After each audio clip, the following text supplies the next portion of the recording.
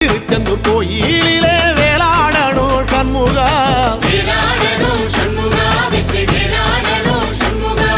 பிள்ளை ஆண்டான் பிள்ளை என வரம் கொடுக்கணும் சண்முகா,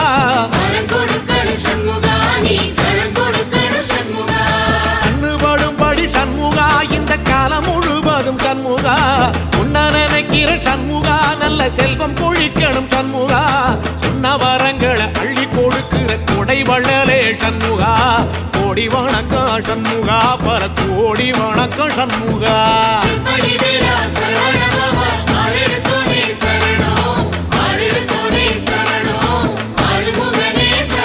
ஐயா மருதமர சத்தியமாகும் அறுபடைய சண்முகா,